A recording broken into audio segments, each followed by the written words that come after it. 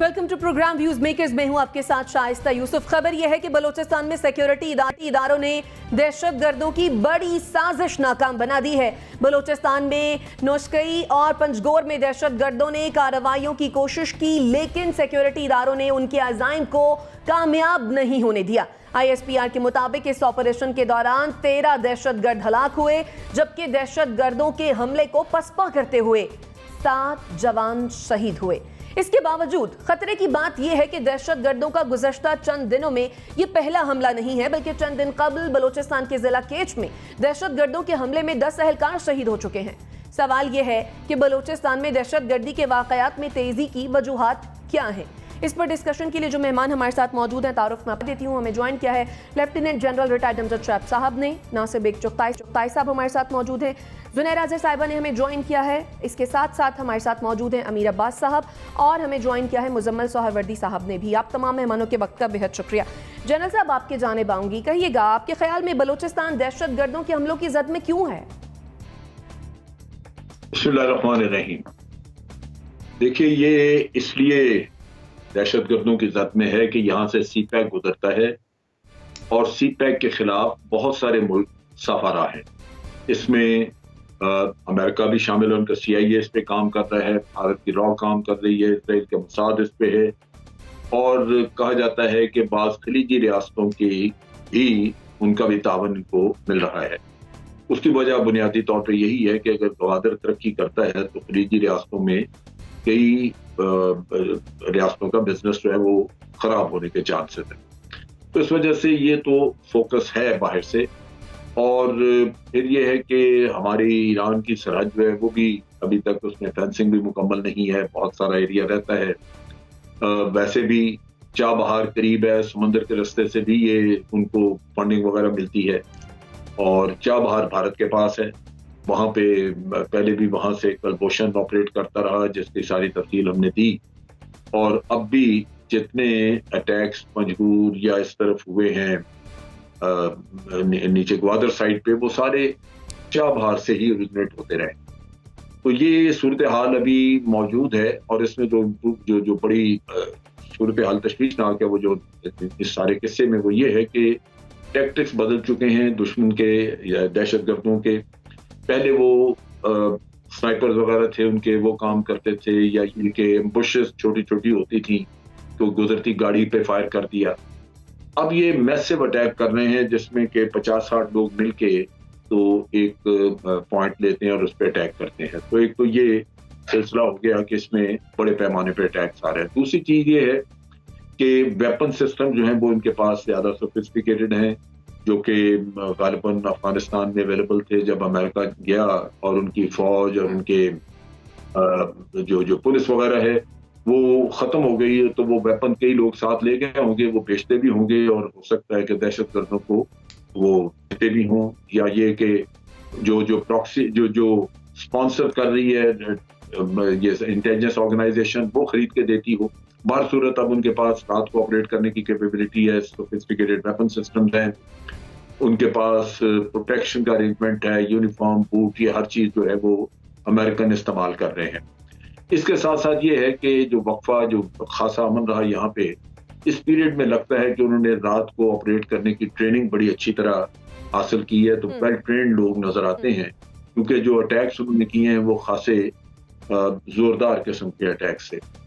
Funding मौजूद है, क्योंकि ये अफगानिस्तान में तालिबान ने जो आम माफी दी थी उसकी वजह से वो लोग वहीं मौजूद हैं, NDS के भी और भारत की प्रॉक्सी, और वो बहुत अरसा खामोश नहीं रह सकते थे, क्योंकि उनका अपना गुजर बसर जो है वो इन्हीं पैसों पे है जो कि बाहर से मिलते हैं। तो ये लगता यूं ही है कि ये इफेक्टिव हुआ मामला अफगानिस्तान से चलता है, अफगानिस्तान और ईरान की सरहद अबूर करके उधर जाते हैं, उधर से ईरान से इधर आते हैं, ऑपरेट करते हैं। तो ये एक सिलसिला चला हुआ है। तालिबान की अभी तक रिट पूरी तरह नहीं है इफेक्टिव अफगानिस्तान पे, उनको अपने मसाइल ने घेरा हुआ है, वो नया चैप्टर खोल नहीं सकते किसी के खिलाफ, और तावन कर रहे हैं पूरी तरह, लेकिन उसके बावजूद उनकी अपनी मुश्किलात ऐसी हैं कि इस वक्त उनको बहुत पुश नहीं किया जा सकता। तो इन हालात में एक डिफिकल्ट सिचुएशन और हो सकता है कि पाकिस्तान को कुछ अर्से के बाद यहाँ पे कोई बड़े लेवल का ऑपरेशन करना पड़े, क्योंकि या तो ये चीज कंट्रोल हो जाए इंटेलिजेंस बेस्ड ऑपरेशन से, और अगर वो ना हो। ठीक है, जनरल साहब आपका कमेंट आ गया। एनबीसी आपकी जानिब आऊंगी, जैसा कि जनरल साहब हैं, क्या बलूचिस्तान में पैदा होने वाली सूरत हाल का अफगानिस्तान से ताल्लुक है? जी बिल्कुल है, हिंदुस्तान से भी है और अफगानिस्तान से भी है और किसी और से भी हो सकता है। इसमें जो मैं जुमला उठाऊंगा जनरल साहब का, वह है खलीजी ममालिक। और मैं बिल्कुल एग्री करता हूँ इस बात से कि हमारे मुल्क के अंदर ये मामला आज से नहीं है। जब कराची एक बहुत खूबसूरत शहर था, जब कराची बड़ा पुरअमन शहर था और बैरूत बहुत शानदार शहर था, बैरूत पेरिस ऑफ एशिया कहलाता था और कराची होने वाला पेरिस ऑफ एशिया था, तो इसको तबाह किया गया, दोनों शहरों को तबाह किया, किसी एक शहर को आबाद करने के लिए, किसी एक शहर को मरकज़ बनाने के लिए। तो मेरा ख्याल है अभी भी गवादर नज़र में खटक रहा है, कराची भी दोबारा नज़र में खटक रहा है, और उसके लिए जो सॉफ्ट बिली है अफ़गानिस्तान, उस पर वो मुक्के मार रहे हैं। और कल जो कुछ हुआ है वो एक गुरिल्ला वार नहीं है, वो एक लश्कर कशी है, वो एक कबायली लश्कर कशी, वो लश्कर लेकर आए थे और वो तरबियत याफ्ता बिल्कुल कील कांटे से लेस पूरा लश्कर था। उन्होंने मुकाबला किया, हमारे फौजियों ने बहुत जान लड़ा के मुकाबला किया और शहीद भी हुए, 7 शहीद हुए, अल्लाह ताला उनको दर्जात बुलंद करे उनके। लेकिन 13 वो मारे गए हैं और ये 13 कम मरे। मेरा ख्याल है ऐसी लड़ाई में ज़्यादा मरने चाहिए थे लोग। अब मेरा अपना ज़ाती ख्याल ये है कि हमने अपने गार्ड्स लोअर कर दिए थे। हमने ये सोचा था कि हम तालिबान से बातचीत करेंगे, बहुत अच्छा सब कुछ हो जाएगा, लेकिन वो हो नहीं सका। और शायद इसी प्रोग्राम में हमने मुज़ाकरात की मुखालफत भी की थी, सीज़ फायर के बारे में बात हुई थी कि होल्ड नहीं कर पाएगा, और वो होल्ड नहीं कर पाया। सीज़ फायर कभी हुआ ही नहीं, वो मुस्तकिल हमले करते रहे और उस वक्त से आज तक उनके हमले जारी हैं। वो जगह जगह हमले कर रहे हैं, वो लाहौर को भी टारगेट किया, क्वेटा को मुस्तकिल टारगेट कर रहे हैं, बलूचिस्तान के अंदरूनी इलाकों में टारगेट कर रहे हैं, शाहराहों पे अटैक कर रहे हैं, और अब तो एफसी के हेडक्वार्टर में घुस गए। अब अंदाज़ा लगाएं उनका, तो इनके पास सब कुछ है। असल ज़रूरत किस बात की थी कि अपना नेशनल एक्शन प्लान जो हमारा रखा हुआ है द्रास के अंदर, वो हम निकालते, उस पर अमल करते, हम कौमी सलामती पॉलिसी ही पर अमल करना शुरू कर देते। हमने वो भी शुरू नहीं किया। हमने मुज़ाकरात का इंतज़ार किया, हम तालिबान से बातचीत का इंतज़ार करते रहे, और उसके नतीजे में वो उनको मौका मिला कि अपनी तरबियत करें।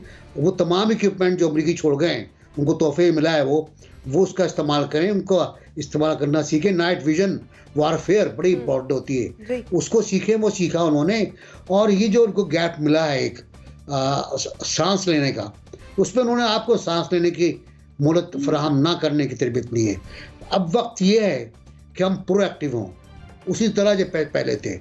इनके टारगेट्स को अटैक करें, टारगेट्स मालूम है इनके टारगेट्स जियोग्राफिक जो होता है उसे टारगेट मालूम हो जाते हैं, कहाँ से फ़ोन आया, किस जगह से फ़ोन आया, जहाँ से फ़ोन आया वहीं अटैक करें। जब तक प्रोएक्टिव नहीं होंगे, जब तक बढ़ के हमला नहीं करेंगे, बेहतरीन दिफा, जनरल साहब जानते हैं मैं तो बहुत इसमें तिफल मकतब हूँ, बेहतरीन दिफा आगे बढ़ के हमला करना है, इसके अलावा कोई रास्ता नहीं। ठीक है ज़ुनैरा, जिस तरह से बात हो रही है कि अब दुश्मन ने टैक्टिक्स जो हैं वो चेंज कर लिए हैं, मैसिव अटैक्स हो रहे हैं, एडवांस्ड वेपन्स हैं उनके पास, अफगानिस्तान की भी बात हमने की, ईरान की भी बात हमने की, भारत का रोल किस तरह से देख रही हैं आप इस सारी सिचुएशन में?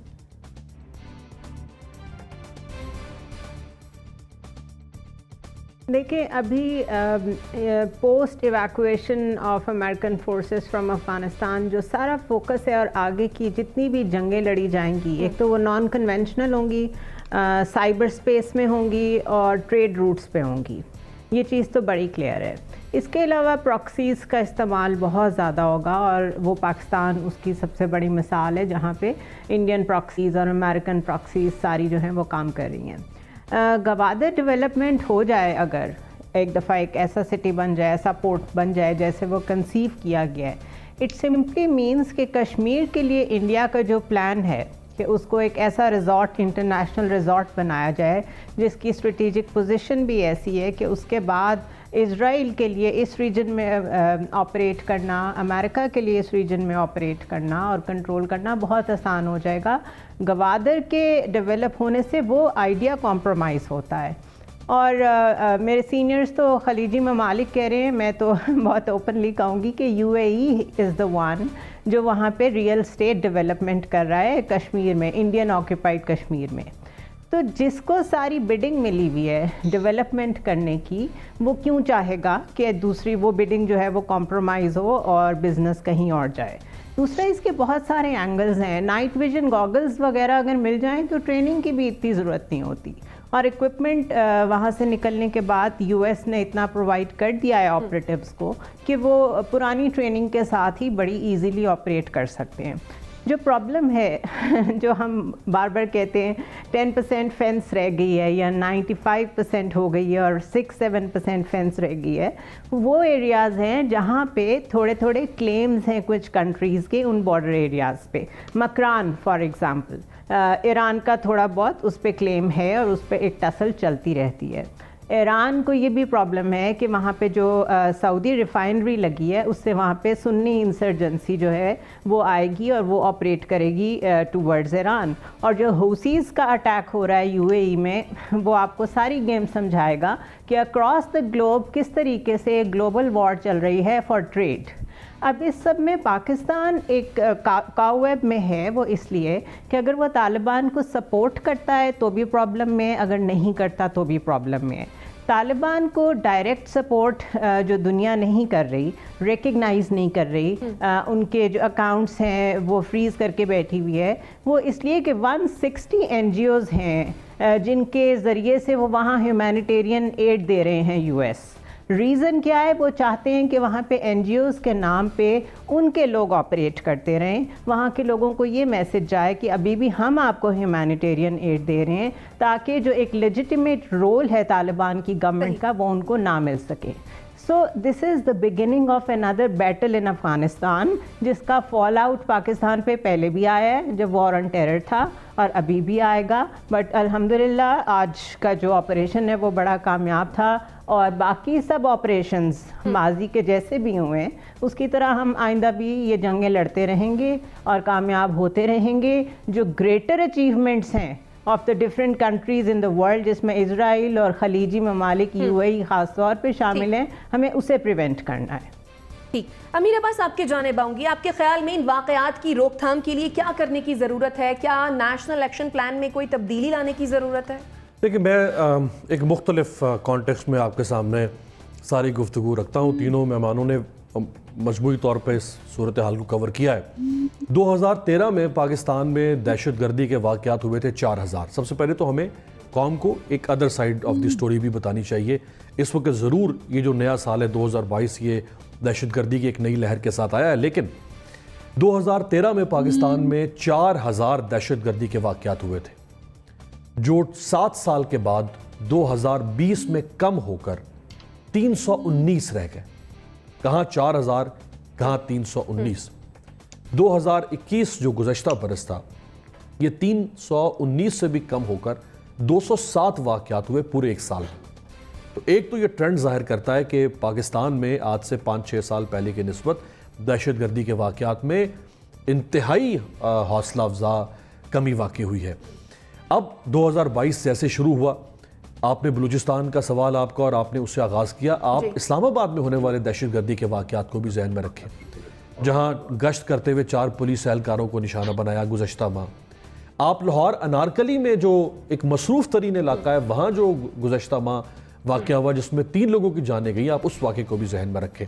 तो एक नई लहर हमें दहशत गर्दी की उभरती हुई नज़र आ रही है। अब जो इंडिया के कनेक्शन की बात पहले हुई है, तो इंडिया का देखें, 700 लोगों पर मुश्तमिल इंडिया ने एक मलेशिया कायम की है, और ये मलेशिया कायम की गई है CPAC को सैबोटेज करने के लिए। और इस मलेशिया में जो फंडिंग की गई है वो $60 मिलियन, $60 मिलियन इनके लिए पैसे रखे गए हैं कि ये 700 लोगों की मलेशिया CPAC को तबाह बर्बाद करें। ये तो इंडिया की एक डायरेक्ट, जिसकी हमें एक सबूत हमारे पास मौजूद है। और नवंबर 2020 में अगर आपको याद हो, और आपके देखने वालों को, शाह महमूद कुरैशी साहब ने, हमारे फॉरेन मिनिस्टर ने, और general Babar Iftikhar DG ISPR ने एक बड़ी ज़बरदस्त प्रेस कॉन्फ्रेंस की थी, उस प्रेस कॉन्फ्रेंस में उन्होंने डोजियर एक तैयार करके कौम को भी दिखाया था और फिर वो दुनिया को भी भेजा गया, और जिसमें इंडियन कनेक्शंस, रॉ कनेक्शंस और रॉ और इंडिया किस तरह से पाकिस्तान के अंदर इंस्टेबिलिटी लाना चाहता है, उन कनेक्शंस को पूरी दुनिया के सामने रखा गया था और यूनाइटेड नेशंस तक उसकी गूंज गई थी। जनरल साहब ने 3 हवालों से इसका जिक्र किया, एक तो सीपैक, दूसरा अफगानिस्तान के अंदर जो सूरत हाल है, और तीसरा जो बलूच सेपरेटिस्ट है। एक चौथी चीज भी है जिसको हम अमूमन नजरअंदाज करते हैं, और वो है सोशो इकोनॉमिक डेवलपमेंट। मैं चूंकि बलूचिस्तान का फ्रीक्वेंट ट्रैवलर रहा हूं, अगर जो लोग बलूचिस्तान में नहीं गए और वो देखना चाहते हैं बलूचिस्तान, तो वो गूगल पर जाएं और वो मार्स या दुनिया के किसी भी एलियन सैयारे की तस्वीर को सर्च करें और वो वहीं से अंदाजा लगा सकेंगे कि बलूचिस्तान क्या है, जिन्होंने नहीं देखा बलूचिस्तान। ये हालत है बलूचिस्तान की इस वक्त। अच्छी बात एक ये है कि इस वक्त जो हमारे DGISI हैं, हमारे जो स्पाई चीफ हैं, वो खुद IGFC रह चुके हुए हैं, IGFC बलूचिस्तान, और वो बलूचिस्तान के डायनामिक्स को बहुत बेहतर तरीके से समझते हैं।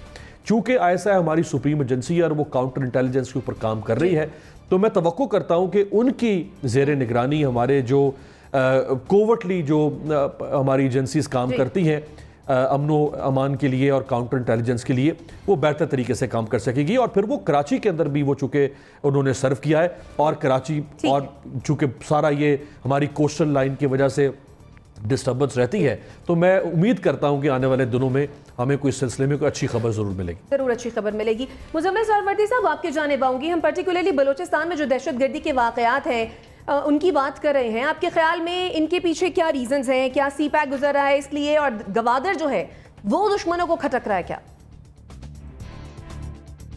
देखें, इस जो हालियत वाकयात हैं उसकी जो पंजगोर और उसका है नोशकी का, इसकी जिम्मेदारी BLA के मजीद ब्रिगेड ग्रुप ने कबूल की है और उन्होंने कहा ये हमने किया है। ये वही ग्रुप है जिसने इससे पहले चाइनीज़ कॉन्सुलेट कराची पर हमला किया है, चाइनीज़ इंजीनियर्स पर हमला किया है, और पिछले कुछ अरसे से ये चाइनीज़ को बहुत टारगेट कर रहे हैं। अब वज़ीर-ए-आज़म के दौरे चीन से पहले उनकी ये कार्रवाई हमें साफ मैसेज देती है कि उनका हदफ क्या था। उनका हदफ ये दौरा चीन था वज़ीर-ए-आज़म का, और वो उस मौके पर अपनी प्रेजेंस प्रूव करना चाहते थे। हमारा इंटेलिजेंस फेलियर है, ज़रूर है। इतनी बड़ी कार्रवाई हुई है, इतना लश्कर आया है लड़ने के लिए, हमारे जो FC हेडक्वार्टर्स पर हमला हुआ है, हमें पता नहीं लग सका है, लिहाजा ये एक इंटेलिजेंस फेलियर है जिसे इंटेलिजेंस फेलियर माना जाना चाहिए। फिर आज जो ISPR का प्रेस रिलीज है उसमें कहा जा रहा है कि उनकी जो कॉल्स इंटरसेप्ट हुई हैं वो अफ़गानिस्तान और इंडिया के लिए थी। भाई, अगर अफ़गानिस्तान में वो लाइव कॉल्स कर रहे थे दौरान ऑपरेशन, तो फिर यहाँ तालिबान को हमें उसी वक्त मदद देनी चाहिए थी कि वो अफ़गानिस्तान में किस जगह से कर रहे हैं। अब ये ट्रेस करना भी कोई मुश्किल नहीं है। और अगर तालिबान ने भी उनको सेफ़ हेवन देनी है, तो हमारे लिए अशरफ गनी और तालिबान में क्या फ़र्क हो गया? वो भी सेफ़ हेवन देते थे, ये भी सेफ़ हेवन देते हैं। सवाल ये है कि यहाँ तो ये हमें एग्जैक्ट उस जगह से वो लोग दे देते। तालिबान ने जो आम माफ़ी की, इनमें से कुछ लोग तो अशरफ गनी ने जेलों में डाले हुए थे, जो बिल्कुल जेलों से निकल आए और उसके बाद अब हमारे लिए मसाइल पैदा हो रहे हैं। मेरे ख्याल में अफगानिस्तान से में तालिबान से पीछे हमारे नेशनल सिक्योरिटी एडवाइजर गए भी हैं, लेकिन बहुत दौड़ टोक बात करनी पड़ेगी कि अगर ये वाकई वहीं से सब ने TTP ने BLA ने ऑपरेट करना है, तो हमें उनका इतना मुकदमा दुनिया के सामने लड़ने का क्या फायदा हुआ? मेरे नज़दीक तो one and the same thing वाली बात हो गई कि अगर वहाँ सेफ हेवन्स मौजूद रहते हैं BLA के, TTP के, और हम जवाब में ये उज़र देते रहें कि उनकी रिट मुकम्मल नहीं है, अभी उनका पूरा कंट्रोल नहीं है। वैसे तो आप कहते हैं उन्होंने अमन दे दिया है, उन्होंने एक एक इंच पर पंजशेर पर भी कब्जा कर लिया है, कोई वहाँ रेजिस्टेंस नहीं है, और हमारी दफ़ा ये लेम एक्सक्यूजेस हैं। मैं तो इसको नहीं मानता हूँ। मेरे ख्याल में अगर अफगानिस्तान से हमें ट्रबल आनी है, कॉल्स अफगानिस्तान और इंडिया बैक वक्त होती रही नोशकी से और यहाँ से, तो फिर तो नेक्सस समझ आता है। और अगर तालिबान का हमारा अफगानिस्तान नेशनल सिक्योरिटी एडवाइज़र के जाने के बाद भी ये हमला हुआ है, तो ये बहुत खतरे की बात है, रिंगिंग द बेल्स वाली बात है। हमारे दौरे चीन से पहले की बात है, अभी हमारे करने की जरूरत है। आपका पॉइंट आगे नाज़रीन, छोटी सी एक ब्रेक लेते हैं, फिर वापस आते हैं। वदास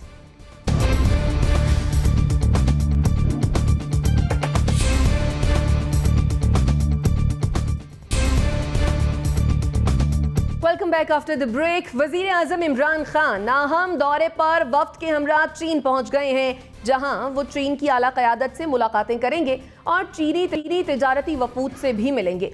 वजीर चीन में होने वाली सरमाई ओलंपिक्स की इफ्तिताही तकरीब में भी शिरकत करेंगे। हुकूमत को वजीर आजम के इस दौरे चीन से बहुत उम्मीदें हैं कि इससे चीन के कारोबारी और सनती यूनिट्स पाकिस्तान आएंगे और दोनों मुमालिक के दरमियान ताउन में मजीद इजाफा होगा। वजीर आजम इमरान खान का चीन का ये चौथा दौरा है। इससे कबल वो 2018, 2019 और 2020 में चीन के दौरे कर चुके हैं। अब सवाल यह है कि वजीर आजम इमरान खान के इस दौरे के मकासद और अहमियत क्या है। NBC, कितना इम्पोर्टेंट देख रहे हैं आप इस दौरे को? देखिए, खारजा पॉलिसी की तालीम की हैसियत से मैं हर दौरे को समझता हूँ कि बहुत ज़्यादा मानी खेज होता है, नतीजा खेज होता है और कशीदगी को और गलत फहमियों को ख़त्म करता है। मैं वाजपेयी का दौरा याद है मुझे, इस्लामाबाद का, उसके बाद क्या उम्दा माहौल पैदा हुआ था। ये दौरा रूटीन का दौरा है हमारा पाकिस्तान का। हम आते जाते रहते हैं, हमारे मुज़ाकरात होते रहते हैं, हम बहुत इम्पॉर्टेंट स्ट्रेटजिक पार्टनर हैं एक दूसरे के। CPEC हमारा एक मुश्तरका वैल्यू है, इक़्तिदार है और साथ साथ गवादर और तरक्की पाकिस्तान की। मुझे चुन लाई का एक जुमला याद है कि पाकिस्तान की तरक्की हमारी अपनी तरक्की होगी और इससे साबित होगा कि हम एशिया में ज़िंदा रह सकते हैं, बहुत आला तरक्की याफ्ता कौम बनकर। चुन लाई अनकोट। अब बात यह है कि पाकिस्तान में जो कुछ सूरत हाल आजकल है उसमें ऊपर नीचे थोड़ा नज़र आया मुझे। कभी कोई कहता था कि CPEC स्लो हो गया, कोई कहता CPEC बंद हो गया, कोई कहता था दासू डैम के वाक़े के बाद चीनी बहुत सख्त नाराज़ थे, नाराज़ होने की बात बनती थी। उन्हें गारंटी दी गई थी कि आप प्रोटेक्शन देंगे, लेकिन हम नहीं दे पाए और कई जगह पर नहीं दे पाए हम। तो मेरा ख्याल ये कि कोई सी बहुत सी बातें जो डिस्कस होंगी, गलत फहमियाँ दूर होंगी। प्रेसिडेंट शी मुलाकात करेंगे प्राइम मिनिस्टर से, इम्पॉर्टेंट मौका होगा, और जब प्रेसिडेंट शी मुलाकात करते हैं तो इसका मतलब होता है मसला हल होने वाला है। तो कोई मसला अगर है तो हल हो जाएगा। इम्पॉर्टेंट बात यह है कि हम उनकी इंडस्ट्री और उनकी ज़राअत और उनकी एनिमल हस्बेंड्री, तीन में हम बहुत इंटरेस्टेड हैं। हमारे वज़ीर ख़जाना जाते जाते कह गए कि हम चीन से कहेंगे कि अपनी इंडस्ट्री को पाकिस्तान में लगाए, और बड़ा मौका है हमारे पास कि हम उनकी इंडस्ट्री को यहाँ आने दें। और हमारे पास सस्ता ह्यूमन रिसोर्स है, उनके पास एक्सपर्टी है। लेकिन आप देखें ना कि फिर और जो सूरत हाल बनती है कि उनके प्रोटेक्शन का क्या होगा। सियालकोट का वाक़या आपको याद है, श्रीलंका का, वो एक अलग जिम्मेदारी है। अब जो सूरत हाल है वो ये है कि पाकिस्तान को इंडस्ट्री चाहिए, हैवी इंडस्ट्री चाहिए, वो इंडस्ट्री चाहिए जहाँ रोज़गार फराहम हो सके। ज़राअत ऐसी चाहिए जहाँ फसलों की आउटपुट ज़्यादा हो। हमारे तो यूरिया नहीं है, गंदम मुतासर होने वाली है अगली फसल की।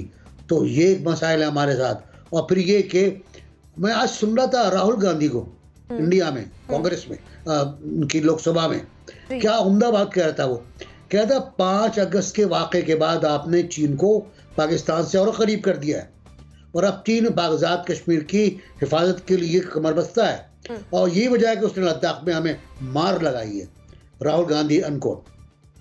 तो ये भी सूरत हाल अमरीका का तर्जुमान का बयान कल आया जब उनसे पूछा गया कि प्राइम मिनिस्टर पाकिस्तान चाइना जा रहे हैं, आप क्या सोचते हैं।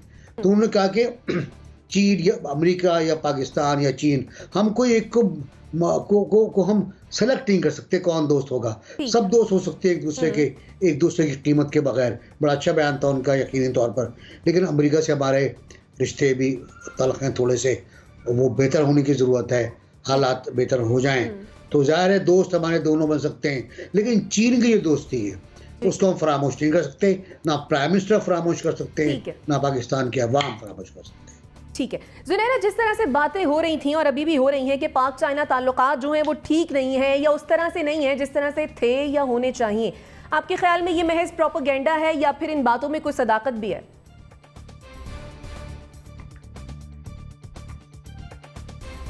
ये प्रोपेगेंडा मैं 2014 से सुन रही हूँ।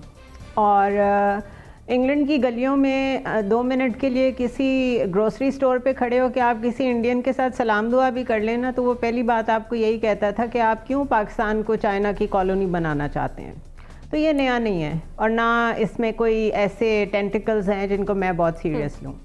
बात ये है कि new power centres are emerging. अभी एक क्वाड नाम का अलायंस बनाया है अमेरिका ने, और अगर आपको याद हो उसमें उन्होंने साफ कहा कि this is a strategic defence forum against coercion in Indo Pacific, यानी जापान को उसमें डाल के उन्होंने चाइना को मैसेज दिया कि इंडो पैसिफिक में हमारे पास आपके अलावा और भी ऑप्शंस हैं। तो चाइना ने ये जो विंटर ओलंपिक्स की हैं इसका बहुत सारे मुल्कों ने बॉयकॉट भी किया हुआ है। सो क्लियरली ये नए अलायंसेस बन रहे हैं, और कौन किसके साथ है। पाकिस्तान ने नो कहा था जो बाइडन की डेमोक्रेसी समिट को, वहाँ नो कहना और यहाँ जाना इन ओलंपिक्स में, जिसका बहुत सारे यूरोपियन कंट्रीज़ ने बॉयकॉट किया हुआ है, वेस्टर्न कंट्रीज़ ने बॉयकॉट किया हुआ है। ये बहुत बड़ी बातें हैं, ये दुनिया में पैराडाइम शिफ्ट आ रहा है इस वक्त। सो बेसिकली एक तो इसका ये पर्सपेक्टिव है, इसका एक ये एंगल है। दूसरी चीज़ ये, जितनी पाकिस्तान को चाइना की ज़रूरत है वो हम तो जानते ही हैं, हमारे माशी हालात ऐसे हैं, हमें किसी की ज़रूरत तो है, लेकिन चाइना को भी हमारी उतनी ही ज़रूरत है because of its own strategic interest, because China अब एक सॉफ्ट पावर नहीं रह गया। बात रहेगी कि वज़ीर आज़म इस दौरे पे गए हैं, पूरा एक आई वुड से प्रॉस्पेक्टस बना के साथ लेके गए हैं और चाह रहे हैं कि प्रोडक्शन यूनिट्स पाकिस्तान में लगें और यहाँ पर एग्रीकल्चर में हमें हेल्प करें एंड ऑल दैट। जिस चीज़ पे डिस्कशन होनी है या जिस चीज़ पे थोड़ी सी सर्द मोहरी है वो ये है कि अगर वो इंफ्रास्ट्रक्चर यहाँ लगाते हैं तो वहाँ पे लेबर पाकिस्तानी होनी चाहिए।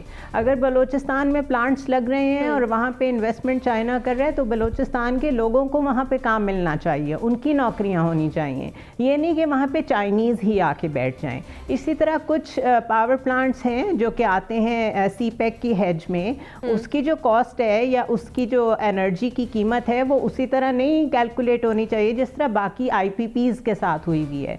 तो बड़ा एक सोचा समझा ये दौरा है, इस पे बड़ी क्रिटिकल चीज़ें डिस्कस होनी है और नेगोशिएशन टफ हैं, इसीलिए किसी हद तक कहा जाता है कि वो लोग थोड़े से नाराज़ हैं। तीसरी चीज़ ये कि जब वो पाकिस्तान जैसे मुल्क में इतने इंटरेस्टेड हैं इन्वेस्टमेंट करने में, तो I am telling you Afghanistan में भी इंटरेस्टेड हैं और उन्हें इस चीज़ का मुकम्मल इदराक है कि ये वो मुल्क हैं जिनको स्टेबल होने में, जिनको पोलिटिकली स्टेबल होने में और टेररिज्म की तरफ से सेफ होने में शायद बहुत साल लग जाएं। अगर उसके बावजूद वो इंटरेस्टेड हैं, it means there is a plan in place.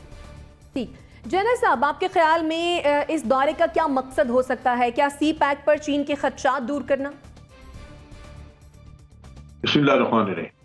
देखिए, ये मसला नहीं है कि सिर्फ खदशात को दूर करने हैं। 3 नुकात हैं जो पाकिस्तान के नुक्ता निगाह से बहुत इंपॉर्टेंट हैं और पाकिस्तान डेफिनेटली चाहेगा कि उन पे बात हो। वज़ीर आज़म ने नेचुरली इन पे काम किया होगा। उनमें सबसे पहले तो अफगानिस्तान को स्टेबल करना। अफगानिस्तान में जो सिचुएशन बन रही है वो ज्यादा उसको इंस्टेबिलिटी की तरफ ले जा सकती है। वहां पे एक खदशा है कि उनके अपने मुल्क में तालिबान के खिलाफ अपराइजिंग ना शुरू हो जाए, क्योंकि वहां पे इंटरनेशनल कम्युनिटी ने जो मदद करनी थी वो तो उन्होंने बिल्कुल नहीं की। नतीजा ये है कि वहां पे गुर्बत, भूख, अफलास, ये मुसीबतें वहां पे लोगों को हैं और हो सकता है अवाम में ये सोच आए कि अमेरिका और अशरफ गनी ही हमारे लिए ठीक थे, कम से कम खाने को तो मिलता था और अब ये वक्त आ गया कि खाने को नहीं। तो तालिबान की गिरफ्त कमजोर है और इंस्टेबिलिटी बहुत बढ़ सकती है अगर वहां पे इन मुसीबतों की वजह से पॉपी ग्रोइंग, नार्कोटिक्स का काम चल निकले, गन रनिंग निकल वहां से शुरू हो जाए और कोई टेरर ऑर्गेनाइजेशन आके वहां बैठ जाएं। तो अफगानिस्तान की इंस्टेबिलिटी दुनिया के लिए, पाकिस्तान के लिए, चाइना के लिए खास तौर पे, चाइना का भी कंसर्न टेररिज्म है, वहां पे ईस्ट तुर्किस्तान मूवमेंट वहां पे मौजूद थी। तो एक तो ये बड़ा अहम मसला है कि अफगानिस्तान की स्टेबिलिटी के लिए पाकिस्तान और चाइना मिलकर क्या कर सकते हैं। दूसरा जो इशू है वो हमने भी बात की सबने, वो सी पैक का है। सी पैक की सिक्योरिटी नेचुरली उस पर भी उनको एश्योरेंसेस देनी होगी, लेकिन उससे बढ़ के पाकिस्तान ये चाहता है कि अभी इंडस्ट्री रिलोकेट की जाए यहाँ पे, उसमें खास तौर पे जो स्पेशल इकोनॉमिक जोन्स हैं उनको फाल किया जाए। उसमें बाद में जो थोड़ी बहुत रुकावट आई थी और मामला स्लो था, वो पाकिस्तान की तरफ से था कि हम फंडिंग वो अरेंज नहीं कर सके जो हमने अपने हिस्से के तौर पे करनी थी। नतीजा ये है कि चीजें बाद रुकी। अब ये कि ये निगोशिएट करना होगा कि ये फंडिंग अगर हम नहीं भी करते तो क्या चाइना मुकम्मल फंडिंग लोन के तौर पे कर सकता है। ये चीजें अगर कुछ तय हो जाती हैं, जिनकी इंडिकेशन हैं कि तय हो जाएंगी, तो फिर इंडस्ट्रियलाइजेशन वाला किस्सा भी आपका चल निकलेगा। इसके बाद जो तीसरा इशू है वो आप देख लें कि ये ग्लोबल प्रॉब्लम जो आ रही हैं यहाँ पे खित्ते में, उसके बारे में, और मेरा ख्याल है कि उसमें फिगर आउट करेगी गवादर पोर्ट ज्यादा। पाकिस्तान अपनी इकोनॉमी में हिस्सा चाहेगा चाइना से कि मगरबी दुनिया का प्रेशर बहुत ज्यादा है, खासतौर पे IMF वगैरह का, जिसकी वजह से हमें बहुत सारी चीज़ों पे कॉम्प्रोमाइज करना पड़ रहा है। और अगर चाइना उसमें कोई लोन वगैरह का हिस्सा पिकअप कर ले और ये प्रेशर कम हो तो फिर हमारी अपने अवाम के लिए कुछ काम करने की एबिलिटी बढ़ जाती है। तो ये भी इशू आएगा। अब उसके साथ साथ ये है कि पाकिस्तान ने इस वक्त एक सॉलिडारिटी चाइना के साथ शो की, जैसे ज़ुरैरा भी बात कर रही थी कि मगरबी दुनिया ने बाइकआउट किया विंटर ओलंपिक्स का और पाकिस्तान खड़ा है। तो मेरा ख्याल है कि ये भी एक चीज है जो चाइना में एक अच्छा इंप्रेशन क्रिएट कर रही है, जिसकी वजह से अच्छा इंप्रेशन क्रिएट करेगी ये पाकिस्तान का। आपने ठीक कहा जरा साहब, आपका पॉइंट आगे नाज़रीन, बाकी एनालिस्ट की राय भी शामिल है, लेकिन यहाँ पर एक ब्रेक शामिल करनी है। ब्रेक के बाद वापस आते हैं, स्टे विद अस।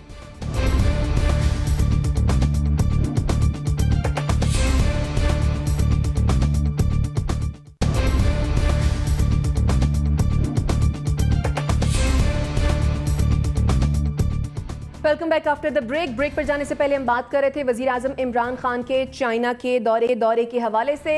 अमीर अब्बास साहब, आपके ख्याल में ये जो उम्मीदें लेकर हम गए हैं चाइना के पास, आपके ख्याल में क्या ये उम्मीदें रंग लाएंगी और चाइना पाकिस्तान से क्या एक्सपेक्ट कर रहा है? देखिए, वैसे तो हम जहाँ भी जाते हैं दुनिया में हम कुछ ना कुछ मांगने ही जाते हैं और हम इसी उम्मीद से जाते हैं कि हमें कुछ ना कुछ मिलेगा, कोई हमें उधार पैसे दे देगा या कोई पैसे हमारे अकाउंट में रखवा देगा। और इस दौरे का भी जो लुबे-लुबाब है वो तकरीबन यही है। आखिरी जो दौरा हुआ था प्राइम मिनिस्टर का वो 2019 अक्टूबर में हुआ था, जिसमें उनके साथ आर्मी चीफ जनरल बाजवा भी मौजूद थे उस दौरे में।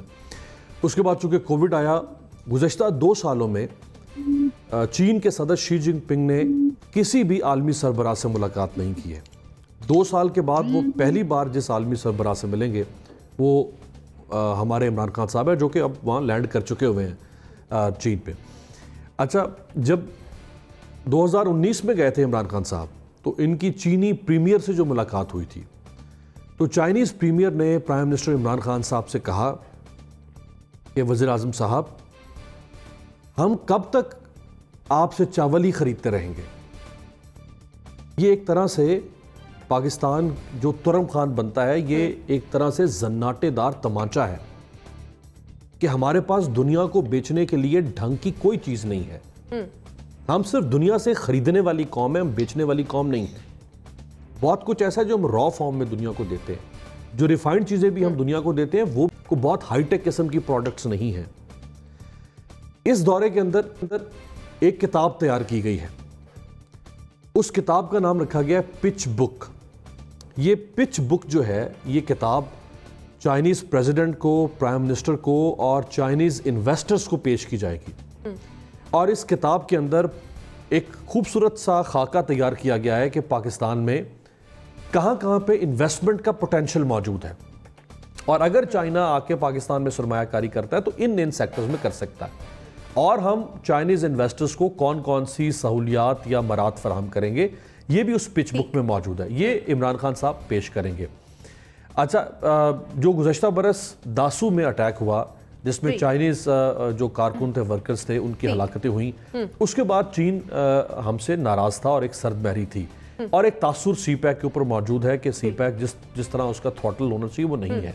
तो उम्मीद है कि प्राइम मिनिस्टर इमरान खान साहब चाइनीज़ लीडरशिप को एतमाद में लेंगे और कोई बड़ा ब्रेक थ्रू ना सही लेकिन कम से कम कुछ ना कुछ हौसला अफजा खबर इस दौरे से मिलेगी। जरूर। ठीक, मुजम्मिल सोहरवर्दी साहब, आपके जानिब आऊंगी। आपके ख्याल में अगर मुकाबला किया जाए तो पाकिस्तान और चाइना के ताल्लुकात किस दौरे हुकूमत में सबसे बेहतरीन रहे? पीपल्स पार्टी, मुस्लिम लीग नून या फिर पाकिस्तान तहरीक इंसाफ के दौरे हुकूमत में? मेरा ख्याल है मौजूदा दौरे हुकूमत में सबसे बुरे रहे। बाकियों की दर्जाबंदी तो अलग हो सकती है कि आसिफ जरदारी साहब के दौर में भी चाइना से रहे, मुशर्रफ साहब के दौर में भी रहे, नवाज शरीफ के दौर में रहे, लेकिन मौजूदा दौर में सबसे बुरे रहे। इस बार भी जो प्राइम मिनिस्टर जा रहे हैं वो विंटर ओलंपिक्स पे जा रहे हैं और वहाँ 30 के करीब सरबराह मुमलिकत, जिनमें रशियन प्रेसिडेंट पुतिन से लेके, सऊदी अरब के मोहम्मद बिन सलमान से लेके, यूएई के शेख मोहम्मद से लेके, central Asian head of the states लेके 30 के करीब सरबराह मुमलिकत और रॉयल फैमिलीज़ वहाँ मौजूद होंगी। और चाइना अपना एक शो ऑफ स्ट्रेंथ कर रहा है वेस्ट के मुकाबले पे कि लोग दुनिया हमारे साथ भी है, हम कोई तनहा नहीं हैं।